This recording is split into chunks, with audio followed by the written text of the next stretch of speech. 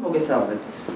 მე გახლავართ ნატა მეფარიშვილი, ვარ ბავშვთა კლინიკური ფსიქოლოგი და გახლავართ ილიას უნივერსიტეტის ასოცირებული პროფესორი.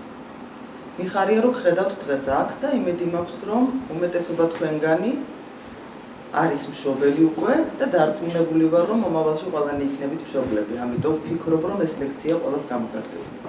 მინდა გითხრათ რომ ძირითად კონტინგენტად, სვენელთა კონტინგენტად მოიაზრებოდნენ მშობლები. ამიტომ თუ ბევრი პროფესიონალია თქვენ შორის მომიტევეთ, უფრო პოპულარულ ენაზეა ლექცია მომზადებული ვიდრე პროფესიონალურზე, თუმცა ვფიქრობ რომ შეიძლება მაინც მიუხედავად ამისა თქვენთვის საინტერესო რაღაცეები იპოვოთ ლექციის განმავლობაში.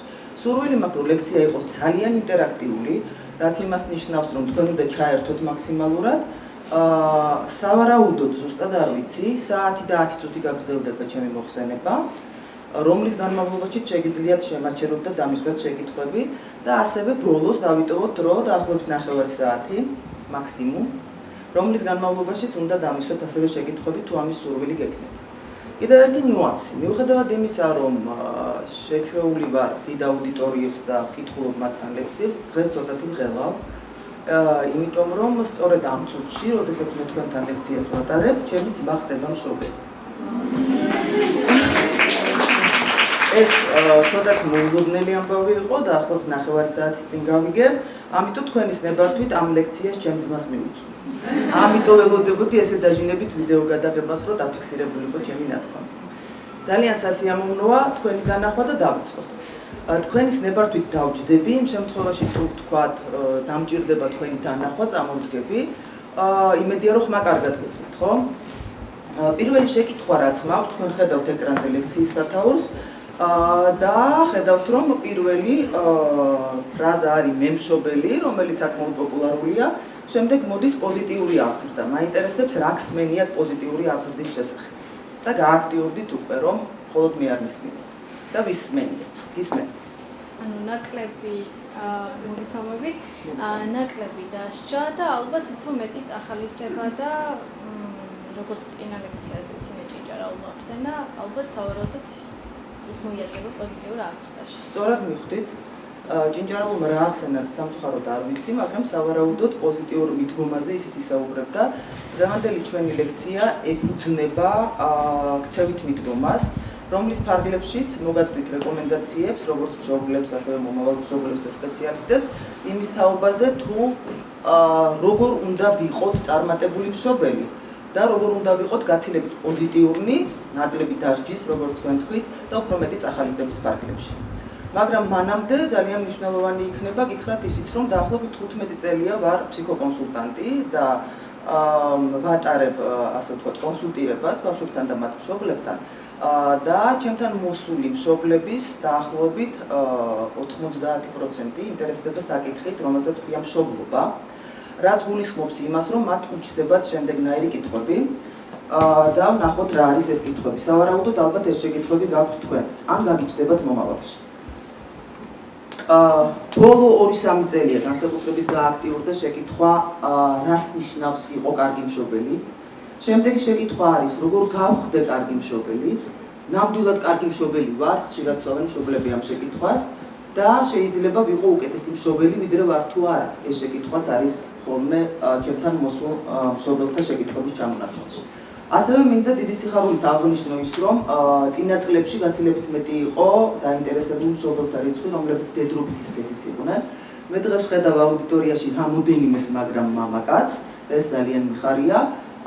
და პირადად ჩემს კლინიკურ პრაქტიკაში საკმაოდ გააქტიურდნენ მამები, რომელიც სვამენ შეკითხვას იმის თაობაზე, თუ როგორი მშობლები უნდა იყვნენ ისინი.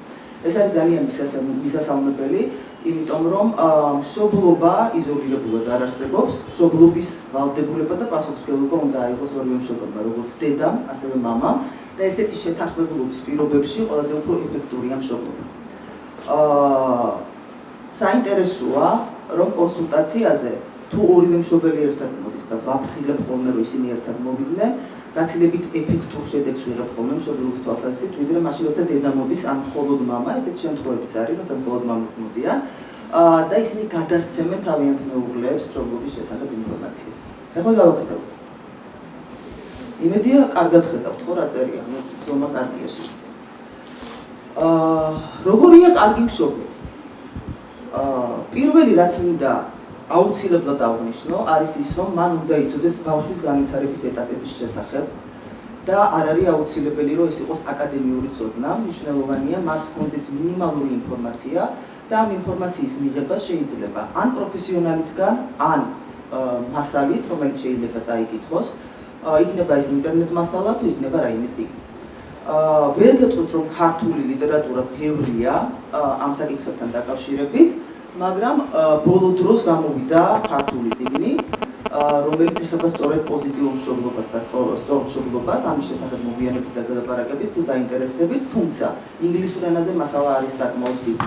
გახსოვდეთ, რომ მაშინ, როდესაც ემზადებით მშობლობისთვის, სანამ გახდებით მშობლები, მნიშვნელოვანია, რომ ნიუანსები იცოდეთ კარგი მშობლობის, რადგან ჩასახვისთანავე, როგორც კი ბავშვი ისახება, თქვენ ხდებით მშობელი და მნიშვნელოვანია, რომ ფიქრობდეთ, როგორ ქცევას განახორციელებთ საკუთარი შვილების მიმართ. როდესაც ვთქვი, რომ მნიშვნელოვანია იცოდეს ბავშვის განვითარების ეტაპები, აქ ხაზს გავუსვამ იმას, რომ კარგად უნდა ხვდებოდეს რა ასაკში რისი გაკეთების უნარი აქვს ბავშვს და იმაზე მეტი არ უნდა მოთხოვოს, რაც შეიძლება ამ ასაკში შეესაბამებოდეს. ძალიან ხშირია, არამხოლოდ ჩვენ საზოგადოებაში, სხვა საზოგადოებაში შემთხვევები, როდესაც მშობლები ცდილობენ საკუთარი, ასე ვთქვათ, სურვილების გადატანას შვილებზე და შესაბამისად უნდათ იყვნენ ყავდეთ წარმატებული შვილები, ან ყავდეთ ისეთები, როგორიც თვითონ არიან, ან ვერ არიან. ეს არის ყველაზე უფრო გავრცელებული მიდგომა და ხშირად ეს ხელს უშლის ბავშვს განვითარებაში. ამიტომ ძალიან მნიშვნელოვანია ვიცოდეთ, რომ ჩვენი შვილი არის აბსოლუტურად განსხვავებული ინდივიდი, მას აქვს კონკრეტული ასაკები, ამ ასაკების განმავლობაში ის ვითარდება და უნდა ვიცოდეთ რა გამოსდის, რა არ გამოსდის და უნდა დავაკვირდეთ იმას, თუ როგორია პიროვნული თვალსაზრისით ის. ეს არის არც თუ ისე ადვილი, მაგრამ არც ისე ძნელია, რომ ამას ვერ მივხვდეთ. ამიტომ ისევ გავიმეორებ, რომ პროფესიონალთან მჭიდრო კონსულტაცია, ეს იქნება განვითარების ნებისმიერი სპეციალისტი, პედიატრი, ფსიქოლოგი, პედაგოგი, თუ ნებისმიერი სხვა და ინფორმაციის მიღება პირადი განათლების საფუძველზე, რაც ინფორმაციის ძიებას გულისხმობს, ამ პროფესიონალებთან შეკითხვის დასმა არის ძალიან მომგებიანი. მნიშვნელოვანია, როცა კარგი მშობელი ვართ, შვილს მივცეთ უფლება, რომ მან თავად მიიღოს გადაწყვეტილებები. ეხლა მინდა დაგისვათ შეკითხვა, განსაკუთრებით მათ, ვინც აქტიური მშობლები ხარ, უკვე ხართ მშობლები. გაიხსენეთ შემთხვევები, მიუხედავად თქვენი შვილის ასაკისა, როდესაც აძლევთ მას გადაწყვეტილების მიღების უფლებას და იქვე მოიფიქრეთ შემთხვევა, როდესაც არ მიგიციათ ეს უფლება საკუთარი შვილისთვის და მივსჯელოთ ამას. შემდეგი, რომელიც ასევე ძალიან მნიშვნელოვანია და არავის ეჭვი არ ეპარება, როდესაც მშობელი ხდება, რომ ძალიან უყვარს თავის შვილი, არის ის, რომ ყოველთვის უნდა აგრძნობინოთ, რომ მათ შორის სიყვარული არის საიმედო და მიუხედავად იმისა, რას გააკეთებს შვილი, ამ სიყვარულს არაფერი ემუქრება. ეს არის ძირეული პრინციპი, რომელსაც უნდა დაეყრდნოს დედა და მამა და რომლის გამოყენებითაც, მიუხედავად იმისა, აქვს თუ არა ინფორმაცია მშობლობის შესახებ, მართოს თავისი ქცევა. ეს არის ის, რაც აყალიბებს მშობელსა და შვილს შორის იმ ძირითადს, რაც განვითარებას ძალიან უწყობს ხელს, ეს გახლავთ მიჯაჭვულობა. კარგი და საიმედო მიჯაჭვულობა იმის საწინდარია, რომ ადამიანი განვითარდება ნორმალურად. მინდა გითხრათ, რომ საკუთარ მაგალითზე ჩვენება იმასთან დაკავშირებით, როგორ უნდა მოგვარდეს კონფლიქტური სიტუაციები, ასევე ძალიან კარგი გამოცდილებაა ბავშვისთვის. ამ შემთხვევაში თქვენ შეიძლება გიჩნდებათ შეკითხვა, რა კონფლიქტებზეა საუბარი. ხო არ გაქვთ ვინმეს, ასე ვთქვათ, აზრის გამოთქმის სურვილი. რა კონფლიქტი შეიძლება იყოს, რომლის მოგვარება მე შეიძლება ვასწავლო საკუთარ მაგალითზე შვილს. ყოფაში გადავიდეთ, ყოფაში, ისმენთ. კლასელთან კონფლიქტი, რომელსაც შვილი ხედავს. არა, მე ვამბობ საკუთარ მაგალითზე, დედა და მამა რო საკუთარ.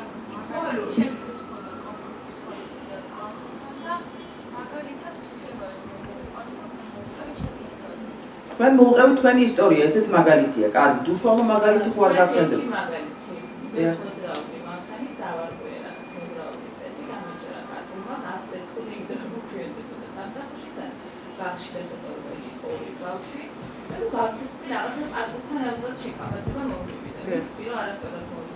მე დავახვია და შესაბამისად პატრულიც ასე იყო, მაგრამ რატომაც გამოვხატეს, გაცეცხლება, როგორ გამაჩერეთ, მემეჩქარება და ასე შემდეგ და იქვე ჩემი შვილი მეუბნება, დედა, რატო ეჩხუბები, ხო შეგიძლია მშვიდად აუხსნა. ანუ პრინციპში ამ შემთხვევაში მე არასწორად მოვიქეცი, მაგრამ მისმა კომენტარმა მე ასე ვთქვათ მიბიძგა და აზრზე მომიყვანა, რომ მე არასწორი მაგალითი მივეცი მათ ამ რა უპასუხეთ თქვენ შვილს? გავჩერდი არ მახსოვს, იმიტომ რომ მივხვდი რომ ძალიან სწორი იყო. და როგორ ფიქრობთ ახლა რა უნდა გეპასუხოთ? მე ალბათ დავეთანხმებოდი, ალბათ ესეთი იქნებოდა, ჩემი ხო შენ მართან მიხარ, სწორი კომენტარი, ალბათ მსგავსი კომენტარი მექნებოდა იმ შემთხვევაში. მსგავსი კომენტარი არის ყველაზე უფრო გამართლებული, როცა ეუბნებთ რომ შენ მართალი ხარ, ჯობია რომ ხმისთვის არ აღეწია. და მინდა გითხრათ რომ ბავშვები მიუხედავად იმისა, რომ პატარები არიან ასაკობთან შედარებით, ისინი რეალურ სიტუაციას საკმაოდ ადეკვატურად აფასებენ ხოლმე. მათ იციან რომ დედა და მამა ხანდახან ჩხუბობს. მაგრამ მათ ასევე უნდა იცოდნენ, რომ დედა და მამა ჩხუბის შემდეგ რიგდება. სწორედ ამის თქმა მინდოდა, როდესაც მოვიყვანე ეს მაგალითი და ვთქვი, რომ საკუთარ მაგალითზე უნდა ვასწავლოთ კონფლიქტის მოგვარება, თუ ყოფაში, იმიტომ რომ დავიღალე, იმიტომ რომ ვჩქარობდი, იმიტომ რომ მეუღლემ გამაგზიანა, მე აფეთქდი, გაუბრაზდი და ემოცია გამოვხატე ნაკლებად ადეკვატურად. უნდა დავანახო ამის შემდეგ ჩემს შვილს, რომ მე შემიძლია ბოდიშის მოხდა. მე შემიძლია ვთქვა, რომ შემეშავა. მე შემიძლია ვთქვა, რომ ყვირილი კარგი არ არის, როდესაც გაბრაზებულია. ეს არის ძალიან მნიშვნელოვანი. თორე არავის აქვს იმის ილუზია, რომ ადამიანები თუნდაც ძალიან მცირე პროცენტი ცხოვრობს კონფლიქტების, ან ვთქვათ, რაღაცა გადაღლილობის ან სტრესის გარეშე, ხო? თავარია როგორ უკავშირს დაუბრუნებს საკუთარ შვილს და ჩემ პარტნიორს ამ შემთხვევაში ვთქვათ მეუღლეს ან ოჯახის სხვა წევრს, როცა გაფართოებულ ოჯახზეა საუბარი. კარგი. არ უნდა გვეშინოდეს მაპატიეს და შემეშალას თქმა, ეს არის მთავარი პრინციპი.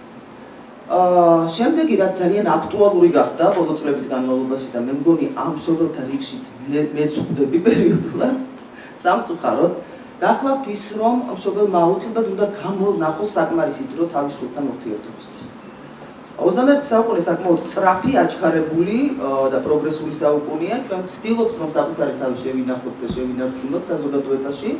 შესაბამისად ვზრუნავთ ჩვენ შვილებზე და გვინდა რომ გამოვიმუშაოთ თანხები, რომ ისინი უზრუნველყოფილნი იყვნენ, მაგრამ მინდა გითხრათ, რომ ბავშვები მატერიალურ უზრუნველყოფაზე უფრო დიდ მნიშვნელობას სულიერ უზრუნველყოფას ანიჭებენ, რაშიც იგულისხმება, რომ მათ ყველაფერს ურჩევნიათ საკუთარი დედმამა სახლში და ახლა შეიძლება გაგიჩნდეთ შეკითხვა, თუ ვარ სამსახურში, სადაც უნდა გავატარო დრო დილის 9-დან საღამოს 7-მდე რა ვქნა. ცხადია, რომ ამ შემთხვევაში უნდა ვიფიქროთ დროის სწორ მენეჯმენტზე, აბსოლუტურად სწორ მენეჯმენტზე და შეიძლება იყოს შემთხვევები, როდესაც საკუთარი თავისუფალი დროის მსხვერპლად გაცემა მოგვიწიოს იმისთვის, რომ შვილთან გავატაროთ დრო. სტრუქტურულად დაგეგმილი აქტივობები, რომელიც საკუთარ შვილებს უნდა შევთავაზოთ, რომელშიც უფრო მეტია ემოციური კონტაქტი, ვიდრე აკადემიური, მოვლის და ასე შემდეგ, ასე ვთქვათ, ქცევები, ბავშვებს უბრუნებს იმ ბალანსს, რომელსაც კარგავენ დღის განმავლობაში, როდესაც ისინი ჩვენ ვერ გვეკონტაქტებიან და დროს ატარებენ ან საბავშვო ბაღებში, ან სკოლებში, ან ძიძებთან. ამიტომ ყველა მშობელი უნდა დაფიქრდეს იმაზე, უთმობს თუ არა ყოველ დღე ნახევარ საათს მაინც პირობითად ვამბობ ცხადია, რომ მეტი რო დავუთმოთ უკეთესია. საკუთარ შვილს აქვს თუ არა მრავალშვილიანობის შემთხვევაში ინდივიდუალური დრო თითოეული შვილისთვის, მე მგონი ძალიან ბევრი მოინდომა, მაგრამ ესე უკეთესია და შაბათ-კვირას იყენებს თუ არა ისე ოპტიმალურად, რომ შვილებთან ჰქონდეს ადეკვატური კომუნიკაცია. კომუნიკაციაში გულისხმობ, აქვე დავაზუსტებ. ამ დროს აბსოლუტურად ბავშვის უნდა ვიყოთ. ამ დროს არ უნდა ვაკეთებდეთ საჭმელს, არ უნდა ვსაუბრობდეთ ტელეფონზე, არ უნდა ვუყურებდეთ ტელევიზორს, არ უნდა ვიყოთ ჩატში და ასე შემდეგ. მას უნდა ვეთამაშებოდეთ და მასთან უნდა გქონდეს კონტაქტი. და ბოლო, რაც ძალიან მნიშვნელოვანია იმისთვის, რომ წარმატებული და ეფექტური მშობელი ვიყო, ეს შეიძლება სრული ჩამონათვალი არ არის, მაგრამ ეს იქნება ჩემს სლაიდზე ბოლო, მშობელმა უნდა იზრუნოს საკუთარ ჯანმრთელობაზე, აუცილებლად და ემოციურ წონასწორობაზე.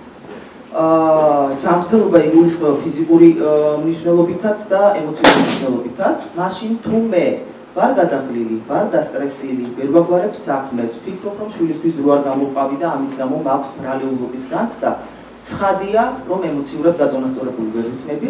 შესაბამისად შეიძლება მე მაგალითი მივცე ჩემს შვილს არაადეკვატური ქცევის და მაგალითი მივცე იმისა, თუ როგორ უნდა გამოვხატოს სიბრაზე, ან თქვათ როგორ უნდა გამოვხატოს შიში, გააჩნია რა ემოცია. კარგი, ამ ეტაპზე გაქვთ თუ არა რაიმე შეკითხვა? ან რაიმე მაგალითის მოყვანა ხო არ გინდა? გავაგრძელებ. ეხლა ვთქვათ, რა შედეგები მოაქვს პოზიტიურ მშობლობას? პირველი, როგორც უკვე აღვნიშნე, გახლავთ ჯანსაღი მიჯაჭვულობა და ეს არის სწორი განვითარების განსაზღვრელი ძირითადი ფაქტორი. მაგრამ მინდა გითხრათ, რომ ბევრმა კვლევამ დაამტკიცა, რომ პოზიტიური მშობლობა ხელს უწყობს ტვინის ჯანსაღ განვითარებას, გულისხმობ ანატომიურ განვითარებას. და ეს საკმაოდ საინტერესო კვლევებია, შეგიძლიათ ამით დაინტერესდეთ, წაიკითხოთ. ადამიანს, რომელსაც კარგი გამოცდილება აქვს მშობლებთან მიმართებაში, უყალიბდება ჯანსაღი გამკლავების მექანიზმები. ის კარგად ორიენტირებს პრობლემურ სიტუაციაში, კარგად გეგმავს საკუთარ ცხოვრებას და შესაბამისად არის წარმატებული. და მისი კომუნიკაციის სტილი საკმაოდ ადეკვატურია მოზრდილობისას. ეს არის ძალიან მნიშვნელოვანი. ცხადია იცით, რომ სოციუმში ინტეგრაციისთვის კომუნიკაცია არის უმნიშვნელოვანესი ამბავი. თუ კომუნიკაცია კარგად გამომდის და მაქვს ადეკვატური სტილი, წარმატებასთან ძალიან ახლოს ვარ. შესაბამისად ეს უკავშირდება ცხოვრებით კმაყოფილებას, თვითკმაყოფილებას და ასე შემდეგ და სავარაუდოდ სახაზე ყავს ადამიანი, რომელიც წარმატებული, კმაყოფილი და ბედნიერია. შევეცადეთ ამენახებინა თქვენთვის რამდენად მნიშვნელოვანია რომ იყოთ კარგი მშობელი იმისთვის რომ თქვენი შვილი მომავალში იყოს წარმატებული მოქალაქე, წარმატებული ადამიანი და ბედნიერი რაც ვთქვათ. რა უნდა გავაკეთოთ? უნდა დავწერე წითლად, იმიტომ რომ ეს არის ის აუცილებელი, რაც მშობელმა აუცილებლად უნდა გააკეთოს. პირველი, უნდა ვჯეროდეს, რომ ჩვენ შვილებს ჩვენთან კომუნიკაცია სურთ. არის შემთხვევები, როდესაც მშობლები ამბობენ, რომ არ უნდა, არ მელაპარაკება, რა გავაკეთო? თავისთვის თამაშობს. მათ ყოველთვის უნდა მშობლებთან კომუნიკაცია, გააჩნია, რას გააკეთებ იმისთვის, რომ კონტაქტში შევიდეთ. თუ თქვენსა და თქვენ შორის შვილს შორის იმხელა, ასე ვთქვათ, ზღვარი გაჩნდა უკონტაქტობის ან მოუცვლელობის გამო, რომ მან ქცევის სხვადასხვანაირი ფორმები შეიმუშავა თქვენთან საკონტაქტოდ, ცხადია, რომ განცდა შეიძლება გქონდეთ, რომ არ უნდა თქვენთან ურთიერთობა, მაგრამ ბავშვები ემოციებს სხვადასხვანაირად გამოხატავენ. კონტაქტის არსურვილი შეიძლება იყოს დაკავშირებული სიბრაზესთან. შეიძლება დაკავშირებული იყოს შიშთან. იქიდან გამომდინარე, რომ ხანგრძლივად ვერ გხედავთ, მაგალითად, მიბინებაში იყავით და არ ჩანდით. და სიბრაზეს და შიშს ერთნაირად გამოხატავს იმით, რომ არ გეგარებთ.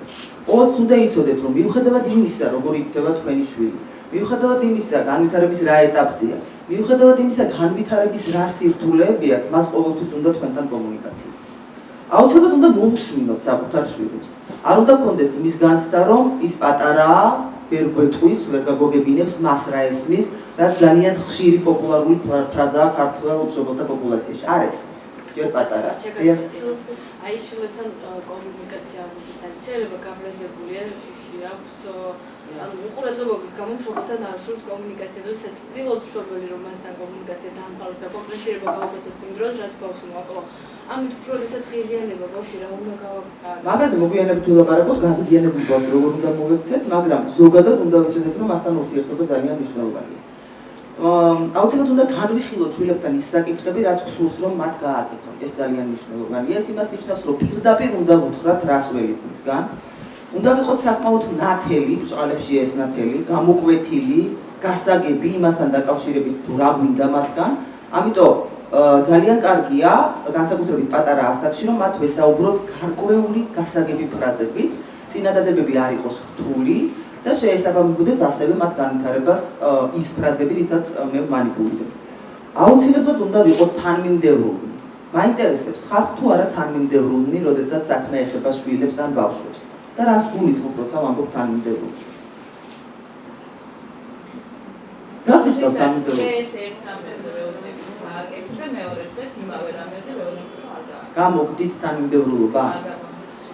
ძალიან გულახდილი პასუხებია და ძალიან მიხარია, რომ ესეთი გულახდილი ხართ, იმიტომ რომ რასაც დაინახავთ ეკრანზე, რასაც წაიკითხავთ წიგნში, პრაქტიკაში ის ყოველთვის ისე არ არის, მაგრამ როგორც კი ხართ კრიტიკული საკუთარი ქცევების მიმართ, როგორც კი აღიარებთ, რომ ჯობს იყოს თანმიმდევრული, თუმცა არ გამოგდით, მაგრამ შემდეგში შეეცდებით, ეს ნიშნავს, რომ თქვენ ძალიან ახლოს ხართ კარგ მშობლობასთან. თუ ამას კრიტიკულად არ უყურებთ, თუ თვლით, რომ ახლა დღეს ესე იყო, ხვალ ისე იქნება და ესე როგორც მოხდება, როგორც მომიწევს, ისე იქნება, ცხადია, რომ თანმიმდევრულობას არ აპირებთ.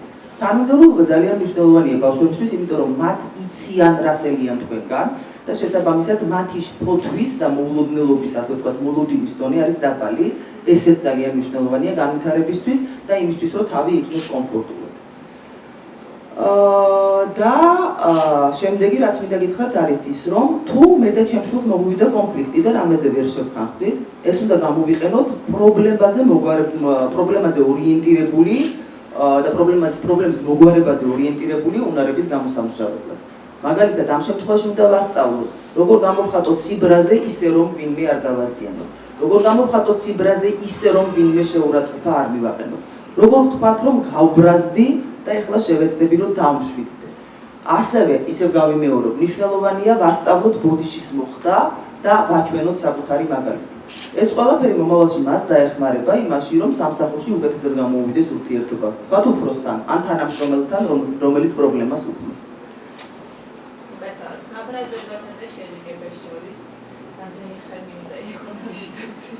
ეს ძალიან ინდივიდუალურია, მოგვიანებით სლაიდზე ჩვენ ნახავთ კონკრეტულ ტექნიკას, თუ როგორ უნდა ასე ვთქვათ, გავაკეთოთ არასასურველი ქცევის და გაბრაზებასაც გააჩნია, როგორი ფორმითაა, არასასურველი ქცევის იგნორირება და როგორ უნდა გავაკეთოთ ამ არასასურველი ქცევის საწინააღმდეგო სასურველი ქცევის წახალისება, რომელშიც შეიძლება აი თქვენი მაგალითი მოვიყვანოთ და განვიხილოთ, ხო? გახსოვდეთ, რომ ბავშვის ასაკი და უნარები ყოველთვის გაითვალისწინეთ იმისთვის, რომ რეალისტური მოთხოვნებით წაუყენოთ მას. გამოიყენეთ მოთხოვნაში უფრო მეტად მოდი ასე გააკეთე ფრაზები და ნაკლებად ასე არ გააკეთო ფრაზები. ამას ქვია პოზიტიურზე ორიენტირებული მიდგომა და მნიშვნელოვანია ვაჩვენოთ რა უნდა გააკეთოს და არა რა არ უნდა გააკეთოს. სთხოვეთ თავაზიანად. შეგიძლია სათამაშოები აალაგო და არა ახლავე დაალაგე სათამაშოები, იმიტომ რომ ეს ორი ფრაზა ძალიან განსხვავდება ერთმანეთისგან დირექტიულობის თვალსაზრისით. აქ შეიძლება გაჩნდეს შეკითხვა, თუ მაინც არ აალაგებს რა უნდა ვქნაო. შეგიძლიათ აჩვენოთ მაგალითი თუ როგორ უნდა მოიქცეს ის სათამაშოების ალაგებისას. არ დაპირდეთ დასჯას მოგვიანებით. ხშირია ქართველი დედების ფრაზები, როდესაც ისინი ამბობენ მამა შენი მოვა და ნახავ რას გიძამს. დასჯა მას შემდეგ, რაც არასასურველი ქცევა გამოვლინდება, 2-3 საათის შემდეგ დიდი ეფექტის მომტანი არ არის. ის იწვევს ბავშვში ამბივალენტურ განცდებს და რა შედეგი ექნება შემდეგ მამის მოსვლასთან დაკავშირებით მის რეაქციებს არავინ იცის, შეიძლება უბრალოდ ტირილი დაიწყოს, იმიტომ რომ მამა შემოდის, ან კონტაქტი სურვილი გაუქმდეს მასთან. და მნიშვნელოვანია რომ გამოიყენოთ ფრაზები, როგორიცაა როცა და მაშინ. როცა ტანსაცმელს ჩაიცმევ, მაშინ წავალ სასეირნო. ეს არის შეპირება იმისა, რომ როგორც კი განხორციელდება ის ქცევა, რასაც ელით მისგან აუცილებლად წამოვა წახალისება, რაც ამ შემთხვევაში არის ეები. კარგი. ეხლა ვიკითხოთ, რატომ იქცევიან ბავშვები ცუდად. თქვენ ალბათ იცით ეს, ხო, რატო იქცევიან ბავშვები ცუდად. არის ვინმე, ვინც არ იცის, რატო იქცევა თავისი შვილი ცუდად. ან თუ შეუძლია ვინმეს ითხრას, როდის მოქცეულა შვილი ცუდად, გამისახელოს კონკრეტული შემთხვევა და განვიხილოთ, რატომ შეიძლებოდა მოქცეულიყო ბავშვი ასე. გამხელაა თქვენი შვილი. 2 წლის არის, რაღაც არ არის. 2 წლის არის და აი ვერხა დაეწყო ეს აგრესიული რაღაცები. საიდან დაეწყო არ ვიცი. კარგით, ესე იგი ცუდად ხედავთ, რომ ჭრალებშია ჩასმული, ხო? მე ვერ ხედავ. კარგით. ჭრალებშია ცუდად ჩასმული, რაც იმას ნიშნავს, რომ ცუდად ერქმება თუ არა ქცევას ძალიან პირობითია. გააჩნია ასაკს და უნდა იცოდეთ, რომ ნებისმიერი ქცევა, რომელიც თქვათ შეიძლება თქვენ შეაფასოთ ცუდად, ასაკიდან გამომდინარე არ ფასდება როგორც ცუდი, იმიტომ რომ ასაკებს აქვს თავისი დამახასიათებელი ქცევები. თქვენ შემთხვევაში არ ვიცი ზუსტად, მაგრამ ხელის აქნება შეიძლება იყოს რაღაცა თამაშის ტიპის ქცევა. არა, აგრესია, გაბრაზება. კარგი, ეს შეიძლება მას დაენახა, ვარაუდებს ვამბობ. ნებისმიერ ადგილას სოციუმში, თუ საბავშვო ბაღში დადის, თუ მეზობელთან თამაშობს, თუ ნახავს ხელის აქნება ქუჩაში, როდესაც ერთი უფროსი მეორეს უქნევს და იმედი მაქვს, რომ ესე არ ხდება, დაუნახავს ოჯახში, როგორ უქნევენ ხელს ერთმანეთს უფროსები, ხო? ამიტომ გახსოვდეთ, რომ ბავშვი როგორც ღრუბელი ისე იწოვს ყველა ქცევას და როგორც კი დააფიქსირებთ, რომ რაღაც ახალი ქცევა გამოჩნდა, მნიშვნელოვანია, რომ ამაზე აქცენტები არ გააკეთოთ, რადგან ამ ქცევის სიძლიერე და სიხშირე არ გაიზარდოს მომავალში. საკმაოდ ხშირად გაკეთებს აი ეს ბოლო პერიოდი, რაღაც ერთი კვირა. სავარაუდოდ თქვენ როდესაც პირველად დაინახეთ, რაღაც რეაქცია გქონდათ. რის გამოც მან გადაწყვიტა, რომ ამის გაკეთება შეიძლება. გახსოვთ რეაქცია რა გქონდათ? ნუ არა, უთხარით რამე? გაკეთე. კი, რა თქმა უნდა, ესე არ შეიძლება რაღაც ცხოველი ნახეთ ზოოპარკში, რომელიც ეუშვებოდა მამამისს და აი ეს ფოცხვერით და ესე რომ შვები. კარგი, ანუ თქვენ რაც გააკეთეთ, ეს იყო ის, რომ მიაქციეთ ყურადღება თქვენი შვილის ქცევას, რომელიც რეალურად არ მოხდა, ხო?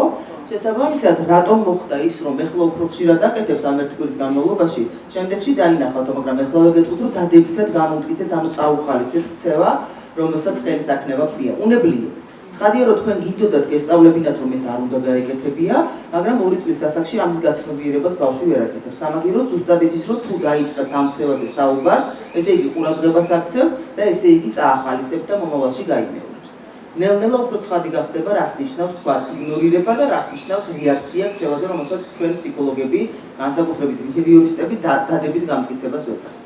კარგი, რატომ იქცევიან ბავშვები დიახ? ასეთ შემთხვევაში რა შეიძლება მოხდეს, თუ თქვენ დაგეგმილად ვართ იგნორირებას, მაგრამ ბავშვი კი ისევ ხედავს ამ მაგალითს და უშუალოდ ქუჩაში აქვს იმ ბავშვთან შეხება, რომელსაც ასეთი ქცევა აქვს.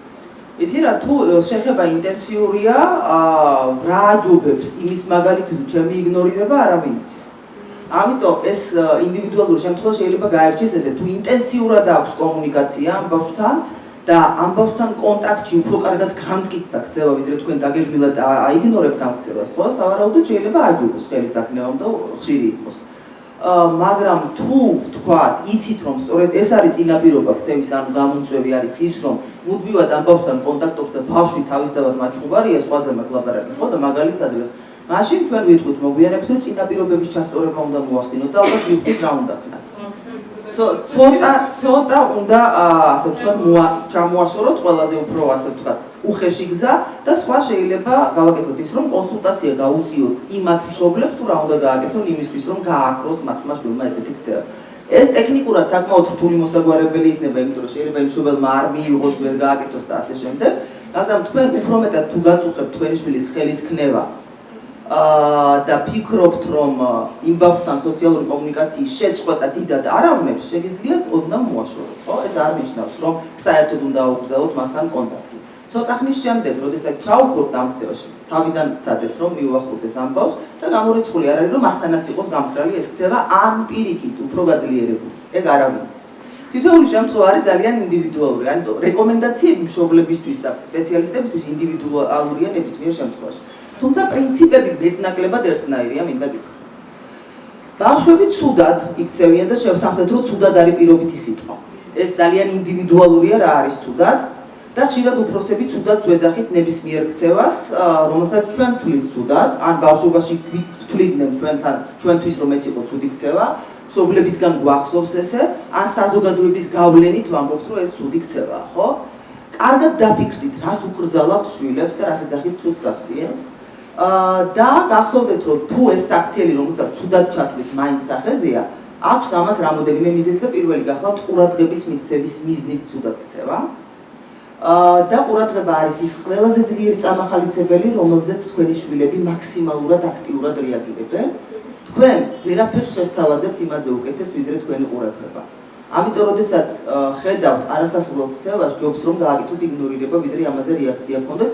ცხადია, რომ საქმე ეხება ქცევის დასაწყისს და არა უკვე ჩამოყალიბებულ ქცევას.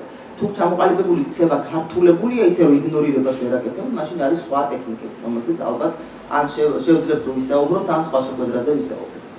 ბავშვები ასევე იქცევიან ცუდად შურის ძიების გამო. აქ აქცენტს გავაკეთებდი იმაზე, რაც ძალიან აქტუალური გახდა ბოლო დროს მშობლებთან კონსულტირების დროს, ეს არის ბავშვის დისციპლინირება ფიზიკური დასჯით, ან ბავშვის დისციპლინირება ყვირილით. რაც გახლავთ იმის საფუძველი, რომ მე შვილები, რომელთაც უყვირით ამცემთ, ჩვენზე შურის ძიებას ცდილობენ და იმეორებენ იგივეს, ან იქცევიან ძალიან ცუდად, რაც ჩვენ აღშფოთებას იწვევს და საბოლოო ჯამში ხვდებით სპეციალისტს. ძირითადად შორს წასული შემთხვევები, როდესაც ბავშვი არ გვემორჩილება, როდესაც ბავშვი უშვერი სიტყვებით მოგმართავს, როდესაც ბავშვი ფიზიკურად აგრესიულია, ხდება კლინიკურ, ასე ვთქვათ, კლინიკური პრაქტიკის თვალსაჩინოს არეში და აქ უკვე ქცევის მართვა სერიოზულად დაგეგმილია. ამიტომ გავაკეთე მე აქცენტი იმაზე, რომ სანამ დაიწყებთ მშობლობას, ჯობს რომ მანამდე გქონდეთ ინფორმაცია, რომ ზუსტად იცოდეთ რეაგირების რა მექანიზმები განახორციელოთ კონკრეტულ შემთხვევაში. ბავშვები ასევე ცუდად იქცევიან ძალაუფლების მოპოვების გამო, იმიტომ რომ ძალაუფლების სურვილი ნებისმიერი ადამიანის, ნებისმიერი ასაკის ადამიანის, ასე ვთქვათ, სურვილია და ნებისმიერ ჩვენთაგან სურს ძალაუფლება, მიუხედავად იმისა, ვართ 1 წლის თუ 31 წლის. ამიტომ თუ მშობელს ვაჯობე, როგორც ბავშვმა ძალაუფლების მოპოვებაში, და გამომდის ის, რომ მე ამას ვახორციელებ, შესაბამისად, კარგი манипуляტორი ვარ და მშობელი ექცევა ჩემი ძალაუფლების ქვეშ. ასეთი შემთხვევები არის ასევე ძალიან ხშირი, როდესაც მშობლები ტირილის პირას არიან მისული და არ იციან რა უყონ თავიანთ შვილს, იმიტომ რომ არც ცემაჭრის, პირდაპირ მათ ფრაზებს ვამბობ გულშემდელი კონსულტაციიდან, არც დაყვავება, არც იგნორირება. ეს ნიშნავს იმას, რომ ბავშვმა ძალაუფლება მაქსიმალურად აიღო ხელში და манипуლირება წავა ბოლომდე, სანამ კონკრეტულ სტრატეგიას არ შემუშავებს. და ეს იმას ხომ არ ნიშნავს, რომ მშობლები, ანუ ამ შემთხვევაში მშობელი არ არის კომპეტენტური თავისი შვილის ქცევებში, ანუ არ იცნობს შვილს. დიახ, რაღაცა გამოეპარა სადღაც. ცხადია, მშობელს შეიძლება რაღაცა გამოეპაროს. უფრო მეტსაც გეტყვით, მე რომელიც ვარ პრაქტიკოსი, კლინიკოსი, როგორც მშობელს შეიძლება რაღაცა გამოეპაროს, იმიტომ რომ არ ადამიანი. ამიტომ არის ძალიან მნიშვნელოვანი პროფესიონალებთან კონსულტაცია. მინდა გითხრათ, რომ მე შეიძლება დამჭირდეს ჩემი კოლეგის კონსულტაცია ჩემს შვილთან დაკავშირებით და 1-2 უკვე დამჭირდა, იმიტომ როდესაც ვარ მშობელი, ეს ნიშნავს, რომ ემოციურად სხვანაირად ვარ მიმართული სიტუაციის მიმართ და ნამდვილად არ შემიძლია როგორც ფსიქოლოგმა, ისე უყურო საკუთარ შვილს. ამიტომ მნიშვნელოვანია მით უმეტეს თუ მშობელს არ აქვს სპეციფიკური განათლება, ან დაუშვათ არ წაუკითხავს არაფერი, ცხადია რომ მას შეიძლება გამოეპაროს, მაგრამ ეს არ არის კრიმინალი. გამოეპარა ავარია შეამჩნიოს და მიმართოს სპეციალისტს. გამოეპარა ავარია დაფიქრდეს და წაიკითხოს. გამოეპარა ავარია დააკვირდეს და გადააფასოს. ეს არის ის, რაც ადამიანმა უნდა ხდეს. ეს ნებისმიერი ადამიანის განვითარებისთვის მნიშვნელოვანი ქმედებებია, როდესაც რაღაცა გამოგეპარება ან რაღაცა შეცდომას უშვებთ. იმისთვის რომ ეს შეცდომა აღარ დაუშვა, ისწავლოს შეცდომებზე, ხო მართალია? მშობლებს გამოეპარებათ ხოლმე. ფსიქოლოგ მშობლებსაც გამოეპარებათ ხოლმე. მაგრამ როგორ უნდა გავასწოროთ ეს? ამასე ინფორმაციის ძიება და ვის უნდა მიუმართოთ ამის შესახებ კითხვის დასმა არის ძალიან მნიშვნელოვანი. კარგი. და ბავშვებს ხშირად აქვს უმწეობის განცდა და უმწეობის განცდის გამო ისინი იქცევიან ცუდად. რა შემთხვევაში შეიძლება გქონდეთ ბავშვებს უმწეობის განცდა, ხო არ იცი? როცა ოჯახში არის მენა, მის აზრს არ ითხოვს. კიდევ? კიდევ? დიახ. შვენიერია, არჩევანის თავისუფლება თუ წაართვეს, ანუ როგორი უნდა იყოს მშობელი? როგორი? ავტორიტარი? ჰიპერმზრუნველი? ძალიან მშობელი? ჭკუაზე რო არ არის ისეთი მშობელი, ხო მართალია? ანუ მშობლები, რომლებიც თვლიან, რომ მაქსიმალური ყურადღება, ზედმეტი კომპეტენცია და ჩარევა ბავშვის აღზრდის საქმეში, გადაფარება ასეთ მშობლებს, ვერტფრენდ მშობლებს ეძახიან, ქართულად როგორც ჟღერს არ ვიცი, მაგრამ ინგლისურად ესეა, რომლებიც მუდმივად ზემოდან დასტრიალებენ თავიანთ შვილებს და არანაირი არჩევანის საშუალებას არ აძლევენ. მინდა გითხრათ, უფრო ხშირად ისეთი მშობლების შვილებს აქვთ პრობლემები, რომლებიც მუდმივად აკონტროლებენ საკუთარ შვილებს და რომლებიც უზღუდავენ მათ არჩევანს. ეუბნებიან როგორ უნდა დაჭდეს, როგორ უნდა მოიწმინდოს ცხვირი, საით უნდა გაიხედოს, როგორ უნდა გაიღიმოს და ასე შემდეგ. ხო არ გეცნობათ საზოგადოებას, სადაც ძალიან ხშირია ეს ამბავი? გეცნობათ, ხო? ქართულ საზოგადოებაში ეს ამბავი ძალიან ხშირია და საკმაოდ დიდი ხნის განმავლობაში გრძელდება, ანუ არა ბავშვობის ასაკში, არამედ იმის იქითაც გრძელდება.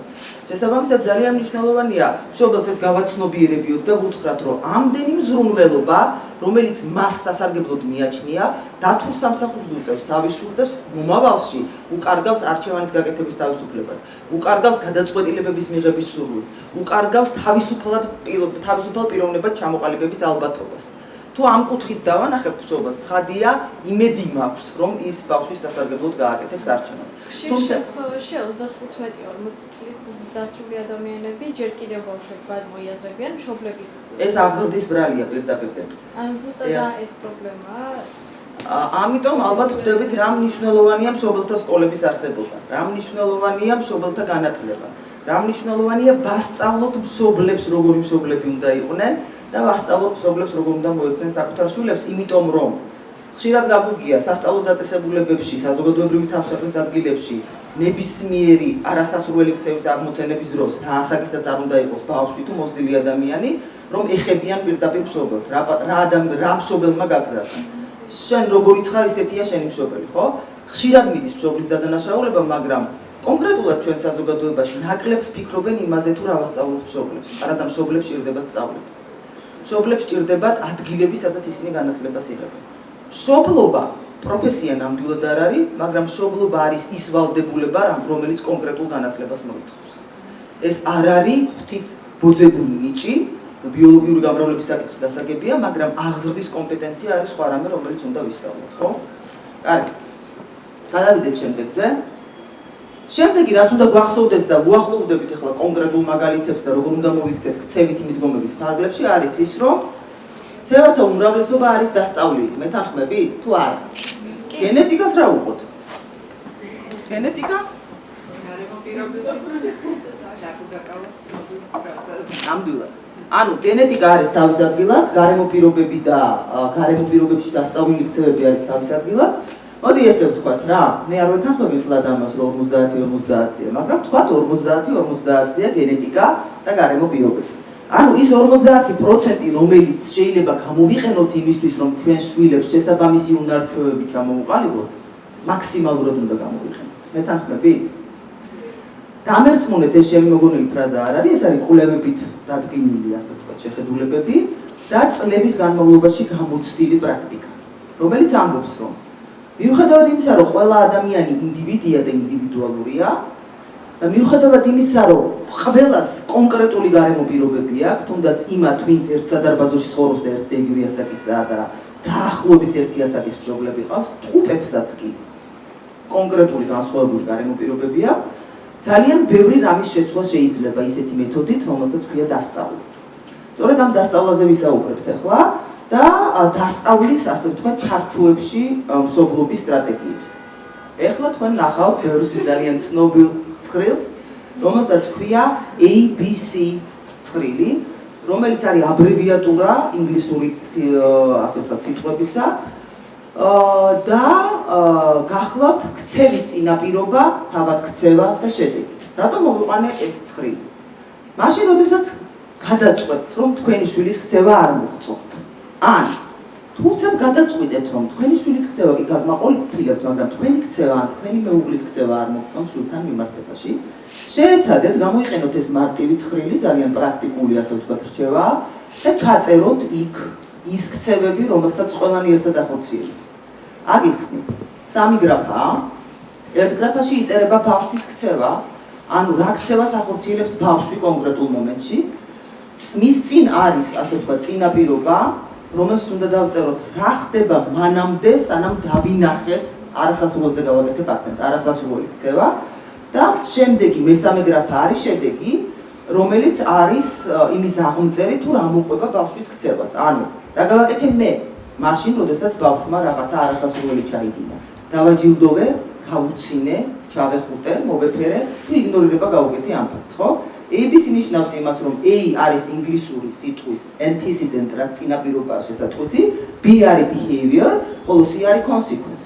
CX-ში გახლავთ ქართულად ამ ABC-ს შესატყვისი. როდესაც ვავსებთ ქცევის გრაფას, მიაქციეთ ყურადღება იმას, რომ უნდა დაწეროთ კონკრეტულად ის თუ რას აკეთებს ბავშვი იმ მოცემულ მომენტში. ძალიან მარტივი სიტყვებით. მაგალითად, ზის იატაკზე ისვრის სათამაშოებს ხმამაღლა ყვირის და ფეხებს აბრაყუნებს. არის ის აღწერა, რომელიც ყველაზე უფრო მოხერხებულია. ისეთი აღწერა, როგორიც გაბრაზებულია და ყვირის საკმარისი არ არის, დეტალურად უნდა აღწეროთ. ოღონდ თავი აარიდეთ ინტერპრეტაციას.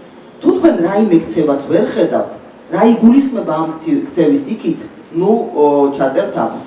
მაგალითად, თუ არ იცით ბავშვი შეშინებულია თუ გაბრაზებული, ნუ ჩაწერთ რომ შეშინებულია. დარწმუნებული უნდა იყოთ, რომ არის გაბრაზებული ან შეშინებული. წინაპირობაში უნდა დაწეროთ შემდეგი მახასიათებლები. სად ხდება ქცევა, ანუ სახლში ვართ, ეზოში, სუპერმარკეტში თუ ბაღში. როდის ხდება ის, ანუ დღის რომელ მონაკვეთში ხდება და ვინ არის ქცევის შემსწრე, ანუ ვინ არიან ის ადამიანები, ვინც გარშემო არიან. როგორც წესი, ესენი არიან ბებია, ბაბუები, ძიძები, მამები და მეზობლები ქართულ რეალობაში. იშვიათ შემთხვევებში ეს არის დედა, მამა, ძიძა. კიდევ უფრო იშვიათ შემთხვევაში ეს არის ძიძა, დედა. ის თუ ვინ არის სიტუაციაში აბსოლუტურად განსაზღვრავს იმას თუ რა ქცევას ახორციელებს ბავშვი და ამ წინაპირობაში ცვლილებების შეტანა, ადგილის მონაცვლება, რომელიმე ადამიანის გაყვანა სხვა ოთახში, თხოვნა რომ ცოტა ხნით არ გამოვიდეს, თხოვნა რომ კომენტარი არ ქონდეს, შესაძლოა აგვარებდეს პრობლემურ ქცევას. C, რომელიც არის შედეგი, გახლავთ ის გრაფა, სადაც უნდა ჩაწეროთ რა ხდება ქცევის დასრულების შემდეგ, ანუ რას აკეთებს ბავშვი და რას აკეთებთ თქვენ. თუ ბავშვი ისეთი სიძლიერით ურტყამს ფეხებს, რომ მეზობელი ამოვიდა და აგრძელებს ფეხების რტყმას, იმიტომ რომ მეზობელმა თქვა შევწუხდი, მეძინება და თუ შეიძლება გაჩერდითო და თქვენ, რადგან შეგწყვათ მეზობლის მიხვედით და ხელში აიყვანეთ და ჩაიხუტეთ თქვენი აფართხილებული შვილი, ცხადია რომ თქვენ ეს ქცევა წაახალისებთ, ანუ ჯილდო მიეცით მას მოფერების სახით. როგორ ფიქრობთ, რა დაემართება ქცევას, რომელსაც ჩვენ ფსიქოლოგები ტანტრუმს ვეძახით? ანუ მეორე დღესაც გამოვლინდება. როგორ ფიქრობთ, უფრო ძლიერად თუ უფრო ნაკლებად? სავარაუდოდ ძლიერად, ან იგივე ინტენსივობით. შეიძლება რომ ვთქვათ უფრო ხშირადაც გამოვლინდეს? რატო? წავახალისეთ, მაგრამ სიხშირე რატო შეიძლება გაიზარდოს? ხო, ანუ შეიძლება სხვა შემთხვევაში მეზობელი არ ამოვიდეს, ცოტა ხნით ყურადღება არ მივაქციო და ბავშვმა გადაწყვიტოს, რომ უფრო ძლიერი ფეხების ფართხალია საჭირო, ან ერთ შემთხვევაში არ მივაქციო, იმიტომ რომ დაკავებული ვარ და ბევრჯერ გაიმეოროს, რომ ყურადღება მივაქციო, მართალი ვარ? ამიტომ ერთი წახალისებაც კი საკმარისია იმისთვის, რომ სავარაუდოდ ქცევის, არასასურველი ქცევის სიხშირე, ინტენსივობა და სიძლიერე, ინტენსივობა და მრავალფეროვნება გაიზარდოს. მრავალფეროვნებაზე არ მithქვამს, მაგრამ ვიტყვი ახლა. თუ მე წავედი ფსიქოლოგთან და მისგან მოვისმინე კომენტარი, რომ როდესაც ბავშვი ფართხალებს, ყვირის და ღრიალებს, გააკეთე იგნორირება და ვაკეთებ ამას, ხო? პირველი რაც მოხდება, იქნება ის, რომ ძლიერად გააკეთებს ტანტრუმს, უფრო ხმამაღლა იყურებს და კიდევ ერთ რამეს იზამს. დაამატებს სხვა ქცევებს, რომელიც ტანტრუმში აიღო. მაგალითად, მოიკიდებს თმაში ხელს, გამოკაჩავს თმას, ან თავს დაარტყამს იატაკს, იმიტომ რომ დამარწმუნოს, რომ ნამდვილად ყურადღების მიქცევა ჭირდება. გააჩნია იმას, თუ ვინ აიღებს ძალაუფლებას ამ დროს ხელში, ძალაუფლება ცუდი მნიშვნელობით არ იგულისხმობ ნამდვილად. გულისხმობ, რომ აბსოლუტურად გაწონასწორებული უნდა იყოს უფროსი, ამ კონკრეტულ შემთხვევაში ბავშვისგან განსხვავებით, არ უნდა ყვიროდეს, არ უნდა იყენებდეს ფიზიკურ აგრესიას, არ უნდა აყენებდეს შეურაცხყოფას, ოღონდ ძალაუფლების ხელში აღება შეიძლება მოხდეს აბსოლუტურად გაწონასწორებულ მდგომარეობაში, როდესაც ვეუბნებით, დამშვიდდი და ვისაუბროთ. და არანაირ გართულებულ ქცევას ყურადღებას არ ვაქცევ. ამ მომენტში მე როგორც ვშობად ჭირდება უბრალოდ მოთმინება და რწმენა იმისა, რომ ეს მეთოდიკა გაჩევს. თუ მე ოდნავ შემეშალა და გადავწყვიტე, რომ ძალიან იტირა და უკვე ცოდვა და ცხადია, აქ ბევრი ფაქტორია, რომელიც უნდა გავითვალისწინო, მაგალითად, ბავშვს არ უნდა ქონდეს სასუქი გზების პრობლემები, არ უნდა ქონდეს ეპილეფსია, არ უნდა ქონდეს ასთმა. ესეთი შემთხვევები თუ არ არის და ჯანსაღი ბავშვი მყავს ხვერწინ და манипуლირებს ჩემით, ცხადია, რომ მე უნდა მოვითმინო და დაველოდო დროს, როდესაც ის გაჩერდება და ამ შემთხვევაში უნდა შევეცადო, რომ ქცევა, ასე ვთქვათ, ქცევას მივაქციო ყურადღება, ოღონდ იმ ქცევას, რომელიც რა არის? სიჩუმე. არაფრით არ უნდა გავიხსენო ის, რომ ფართხალებდა. არაფრით არ უნდა მოუყვე ის ამბავი, რომ მეზობელი ამოვიდა და ეს ძალიან დიდი სირცხვილი იყო. ცუდ ბრჭყალებში ქცევაზე, თუმცა ეს რეალურად ცუდი ქცევაა, ხომ ეთანხმება? ცუდ ქცევაზე რეაქცია არ მაქვს, აბსოლუტურად არანაირი, აბსოლუტურად იგნორირებულია, ხოლო სიჩუმის კარგ ქცევაზე მაქვს რეაქცია და ვეუბნები, რომ მომწონს, როდესაც ის ჭუმარდა. დამერწმუნეთ, თუ თქვენ რამოდენიმე ქცევას ამ მეთოდით ჩაიწერთ, ძალიან სწრაფად გააანალიზებთ საკუთარ საქციელს. მიხვდებით რა შეიძლება შეცვალოთ წინა პირობაში, ან როგორ უნდა მოიქცეთ შედეგად, ხო? აი ახლა თუ გაქვთ რამე შეკითხვა. ცოტა გააქტიურდით, თორე დავიღალე. ისმენთ? მე მაქვს ეს ძალიან ბევრი კითხვასო. ანუ ძიძასთან დაკავშირებით მაინტერესებდა, რამდენად მისაღებია ბავშვისთვის ძიძა.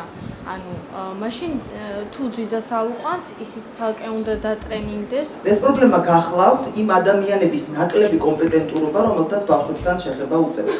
ეს ადამიანები არიან ყველა იმ დაწესებულებაში, რომელსაც წინა სასკოლო დაწესებულება ქვია, ან იმ დაწესებულებაში, რომელსაც სასკოლო დაწესებულება ქვია. ან ჩვენ სახლებში, იმიტომ რომ ჩვენ უნდა ვიმუშაოთ და მათ ძიძებს ვეძახით.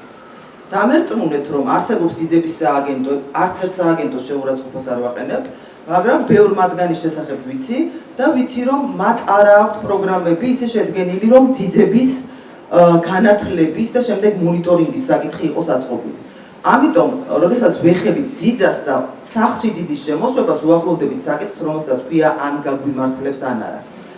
რას ქვია გაგვიმართლებს, ესეც საკითხავია, იმიტომ რომ შეიძლება გაგვიმართლოს, ძიძა იყოს პოზიტიური მშობლობის ნიუანსების მატარებელი ადამიანი, უყვარდეს კითხვა და მისმენდეს და ჩემ ინსტრუქციებს ასრულებდეს. ეს არის გამართლება. თორე რომ გითხრათ, რომ შემხვდება ძიძა, რომელიც პროფესიონალია, იმიტომ რომ ძიძის ლიცენზია აქვს, ეს არ იქნება. შესაბამისად, გამართლებას ხედავთ, რაც არის, ეს სუფთა სტატისტიკაა, ხომ ეთანხმებით? და თუ გაგიმართლათ, ბედნიერები უნდა იყოთ. არის მეორე მომენტიც, გონიათ რომ გაგიმართლათ, მაგრამ რეალურად არ გაგიმართლათ. იმიტომ რომ, როდესაც ხედავთ ძიძას თქვენ შვილთან ურთიერთობაში, ხედავთ რომ ის მეტნაკლებად ადეკვატურია, მაგრამ როცა სახლში არ ახართ, ქცევა იცვლება. ადამიანები მიდრეკილი ვართ იმისკენ, რომ თუ არ გვაკონტროლებენ, ქცევას ვცვლით. ძიძები ადამიანები არიან. მეც ვარ მიდრეკილი იმისკენ, რომ თუ კარგად არ მაკონტროლებენ, ქცევა შევცვალო და ნებისმიერი თქვენგანიც, ხო? როგორ ხდება გაკონტროლება? როგორ შეიძლება ძიძის მონიტორინგი? რა უნდა იყოს იმის საფუძველი, რომ ძიძა შეცდომას არ დაუშვებს? ეს ძალიან რთული საკითხია და ჩვენ ქვეყანაში ეს მოუგვარებელია. უფრო მეტიც, პედაგოგების საკითხია მოუგვარებელი. ამიტომ თუ ამას გავაბრძობთ ამ თემას, გავიჭედებით და მივვალთ გამართლებაზე. ძიძის გამართლება არ მინდა ვთქვა, მაგრამ დასაშვებია კიდევ, მაგრამ პედაგოგის გამართლებაზე როცა საუბარი, ხვდებით რა დღეში ვართ, ხო? ამის გამოცვლა შეიძლება მხოლოდ აწყობილი საგანმანათლებლო სისტემით, მხოლოდ ლიცენზირების სისტემით, რომელიც უნდა უკავშირდებოდეს ნებისმიერ პედაგოგს, ნებისმიერ ძიძას. სხვანაირად ეს არ გამოვა, ამას დრო ჭირდება და ამას ჭირდება ბევრი ადამიანური რესურსი. ანუ შესაბამისად უნდა იყოს ბევრი ადამიანი, რომელმაც იცის ბავშვთან ადეკვატური მოპყრობა. ფსიქოლოგიურად უნდა იყოს პირველ რიგში გაწონასწორებული, იქნა გამომდინარე, რომ ძალიან ბევრი ვიდეო გავრცელდა ინტერნეტში. ცხადია, მე თუ მკითხავთ, მას ჯანმრთელობის ცნობა უნდა კონდეს აუცილებლად, რომ ფსიქიკურად ჯანსაღია. ისევე როგორც ნებისმიერ სამსახურში ითხოვენ ჯანმრთელობის ცნობას, ძიძაც უნდა იყოს, ძიძობაც უნდა იყოს სამსახური, რომელიც არ არის სამწუხაროდ და ჯანმრთელობის ცნობა პლუს სპეციალური განათლების დამადასტურებელი სერტიფიკატი და გამოცდილება უნდა იყოს ის პრიორიტეტები, რის მიხედვითაც ვირჩევთ, მაგრამ ეს არ აქვს. ამიტომ ამაზე ლაპარაკი საწაგროყანს ახლა ვერ გეტყვი. კარგად ხვდებით ყველანი რა წესში ვარ. შვილებს, განსაკუთრებით მცირეწლოვან შვილებს 0-დან 6 წლამდე სასურველია და ბავშვებს 6-დანაც კითხვის ნიშანი ისმის ამასთან დაკავშირებით, მაგრამ ამასახში განსაკუთრებით მნიშვნელოვანია დაუკონკრეტოთ, რატომ ვაქებთ. არ უნდა დაგეზაროთ შექების გავრცობა. ყოჩახ ძალიან კარგი ბიჭი ხარ, რომ სათამაშოები დაალაბი. რა კარგი გოგო ხარ, შენი თებში რომ იჯარაში ჩადე. ხანდახან არის მაგარი ხარ, ყოჩახ, კარგი ხარ და ბავშვები ვერ ხვდებიან რატოა მაგარი და კარგი, ხო? ეს რეკომენდაციები ცხადია რომ პედაგოგებსაც ჭირდება და ცხადია რომ ძიძებსაც. ყოველთვის უნდა შეაქოთ დაუყოვნებლები, იმიტომ რომ 3, 5 წუთის, 10 წუთის და 30 წუთის შემდეგ მიწოდებული შექება იმ ქცევაზე არ მუშაობს, რომლის გამოვლენაც კიდევ გინდა. ძალიან მნიშვნელოვანია, როგორც კი ქცევა გამოვლინდება, იქვე იყოს შექება. გამოიყენეთ ალტერნატიული სასურველი ქცევის სახალისება. ეს ეხება იმ შემთხვევებს, როდესაც სახეზეა არასასურველი ქცევა. წეგან ტანტრუმს განვიხილავდით იატაკზე დაჯდომით და ფეხების ფართხალით, ხო მართალია?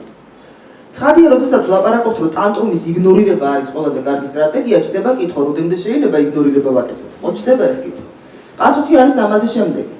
ჩვენ ვარაუდობთ, რომ ჩვენი შვილი გაჩერდება, ოდესმე. ირონიით არის ეს დათქვა, მაგრამ ცხადია, რომ გაჩერდება, ან შეამცირებს ტანტრუმს და ტანტრუმის ინტენსივობა უფრო ნაკლებად ძლიერი გახდება. ამ შემთხვევისთვის ჩვენ უნდა შერჩეული გქონდეს ალტერნატიული სასურველი ქცევა ტანტრუმისა, რომელიც ცხადია, რომ პირველი რაც პირზე მოგადგებათ არის სიჩუმე და წყნარადყოფნა, ხო? ან ნებისმიერი სხვა ქცევა, რომელიც არ არის ფეხების ბაკუმი. და უნდა შევთავაზოთ ეს ქცევა ჩვენ შვილს და უნდა ვუთხრათ, რომ მაშინ როდესაც გაჩუმდება ცხადია, უნდა ვუთხრათ, რომ ყოჩაღია, რომ წამოვიდა და დაიწყო სათამაშოების დალაგება. ან ყოჩაღია, რომ გაჩერდა და აღარ დის. მინდა გითხრათ, რომ ამას უფრო ასე ვთქვათ პროფესიულ ენაზე ქვია დაგეგმილი იგნორირება, ანუ არათავსებადი ქცევის უკაცრავად, რაღაც არასწორად. ხო, ალტერნატიული ქცევის შეთავაზება არის ძალიან მნიშვნელოვანი. წახალისებები, რომელიც არასასურველ ქცევას მოყვება ხოლმე, უნდა გააქროთ და უნდა შეეცადოთ, რომ გააკეთოთ იგნორირება. ეხლა მე თქვენ გესაუბრებით ასევე ჟეტონების სისტემაზე და ალბათ გავჩერდებით, იმიტომ რომ ფაქტიურად დრო ამოიწურა და შეკითხვებს მოусმე. ჟეტონების სისტემა გახლავთ სისტემა, რომელიც მოტივაციური თერაპიის, ასე ვთქვათ, ნაწილია. ეს გულისხმობს იმას, რომ ჩვენ ვცდილობთ რამოდენიმე ქცევის ერთად დასწავლას ბავშვისთვის და ხედავთ ალბათ, რომ აქ ჩამოთვლილია რამოდენიმე ქცევა და ეს ქცევები აღებულია იმ მასალიდან, რომელსაც მშობლები მაწვდიან ხოლმე ქართულ რეალობაში. პირველი გახლავთ სასურველი, მშობლისთვის სასურველი ქცევა დაძახილზე სწრაფი მოსვლა.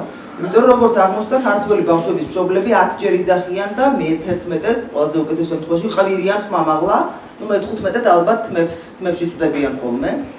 შემდეგ არის კბილების გახეხვა. ეს კბილების გახეხვაც არის ისეთი ქცევა, რომელსაც რუტინული ქცევის სახე აქვს და ბავშვები, განსაკუთრებით მცირე ასაკის ბავშვები, თუ ამას მუდმივი სახე არ აქვს, არ ითვისებენ როგორც ჩვენს. შემდეგი ქცევა გახლავთ ვერ ვხედავ. ძმასთან 7 თამაში სათვალისწორს ამაქვს უკაცრავად და მეოთხე რა არის? ოთახის დალაგება, ხო? აი თქვენ რა თქვით, ჩხუბობელო. თქვენ შეგიძლიათ აირჩიოთ, ოღონდ გახსოვდეთ, ამას თავისი პრინციპია. აირჩიოთ ესეთი ცხრილის დიზაინი აბსოლუტურად თქვენზე და თქვენ შულზეა დამოკიდებული და ცხადია რომ ესეთი ასე ვთქვათ ნეიტრალური ფერებით შესრულებული არ უნდა იყოს, ეს უბრალოდ სქემაა. შეგიძლიათ იყოს აი ესე შესრულებული, რასაც ხედავთ და სხვადასხვანაირი ვარიანტები არსებობს, ინტერნეტ ვარიანტებიც არის და თუ თქვენ დიზაინს შექმნით, ფანტასტიკური იქნება, მაგრამ პრინციპი არის ის, რომ უნდა აუხსნათ რომ ნებისმიერი ქცევის გამოვლენისთვის, რომელსაც თქვენ აუცილებლად თვლით, ეს ქცევა არ უნდა იყოს 7 ან 8, უნდა იყოს 3-4, რომ ადვილად მიღწევადი იყოს, ის მიიღებს ჟეტონს, ანუ სტიკერს. სტიკერი გახლავთ ასევე განმამტკიცებელი, ოღონდ ეს არის შუალედური განმამტკიცებელი იმისთვის, რომ მივიდეთ საკვებით განმამტკიცებლამდე, სოციალურ განმამტკიცებლამდე, აქტივობით განმამტკიცებლამდე და ასე შემდეგ. და ნებისმიერი წარმატებით განხორციელებული ქცევისთვის უკრავთ ამ სტიკერს და საბოლოო ჯამში ითვლით. თქვენ ხედავთ ქვემოთ ჯამს და ყოველდღიურ შეჯამებას, თქვათ 3 სმაილი, 4 სმაილი, 2 სმაილი და შეიძლება იყოს კვირის ჯამი, როდესაც გეგმავთ შაბათს ყველაფრის ამის შეჯამებას და უფრო ისეთი აქტივობის განხორციელებას, რომელიც გაცილებად უფრო ეფექტურია, როგორც განმამტკიცებელი. რა ვიცი. ვენდიში წაყვანა ან იმაზე, ბომბორაზე წაყვანა, ხო? ამის გამოყენება შეიძლება მაშინ, როდესაც ბავშვს ესმის, ეს ძალიან ინდივიდუალურია. მე მაგალითად ჩემი 2 წლინახევრის შვილთან ვიყენებ, ოღონდ ამ ფორმით არა, უბრალოდ სტიკერებს ვაკრავ. ტუალეტის შვების გამომუშავებასთან დაკავშირებით ვიყენებ. ანუ მაშინ, როდესაც ბავშვს კარგად ესმის მიზანმიმართული მეტყველება, გიბრუნებთ პასუხს შეკითხვაზე და ხვდება, რომ სტიკერები, ვთქვათ, კარგია. შეიძლება რაოდენობის ცნება ბოლომდე არ ესმოდეს, მაგრამ შეიძლება მიახვედროთ, რომ აი ამდენი მე რო დავთვლი, ერთად მიგვიყვანს ბარბიმდე, ხო? თუმცა ჯობს რომ ეს 3 წლიდან გააკეთოთ რეალურად. მაგრამ სხვა ვარიანტები, როგორიც გახლავთ, ნახეთ, რაც განახეთ. ეს ვარიანტი არის უფრო რაღაცა ეს ჭიამაიები და პეპლები სადაც არიან და ფუტკრები. უფრო მცირე წლოვანი ბავშვებისთვის აქ დღეები არ არის, ოღონდ აქ არის გზა, რომელზეც წერები მოძრაობენ და ეს გზა სტიკერებით ივსება. შესაბამისად, როდესაც შეივსება, მაშინ მივიღებთ ბარბის. და აქ რაოდენობას მნიშვნელობა არ აქვს. შემდეგიც არის ძალიან მარტივი. მაგრამ ასაც გააჩნია, თუ ყავს უფრო დიდი ასაკის ბავშვი, ცხადია, რომ შეგვიძლია ეს გავართულოთ. შეიძლება სმაილი მოვშალოთ და პლუსი დავწეროთ, ან სტიკერი დავაკრათ, რაც ძალიან მჭირდება, ხო? კარგი. აბა გისმენთ. ანუ აი ესეთი რაღაც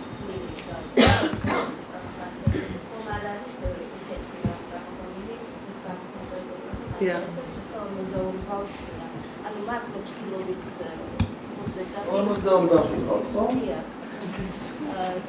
42-ის ხესი ჩამოწერა ძალიან ხდება. ძალიან კარგი მექანიზმია, მაქვს ფილობის 5, რომელშიც ყრიგვარებს და ყარასკებს ხსნით და ამის მექანიზმის მე ახალისება, მაგრამ აი ამაზე ბევრჯერ ვიფიქრია, რომ უფრო თვალსაჩინოებს კარგია. იქ ვერ ხედავი და არ იცი. იცით რა, აქ მართულებს სიტუაციას 42 ბავშვი, თორე ცხადია, რომ 15 რო იყოს მარტივად შემოგთავაზებდით რამბას. სხვა შემოთავაზებდით ამას ისიც. ბერა. გარდა იმისა, რომ ჯგუფებად შეიძლება დაყოთ ბავშვები 10 კაციან ჯგუფებად და გუნდები შექმნათ და თითოეულ გუნდს თავისი, ასე ვთქვათ, დაფა ჰქონდეს.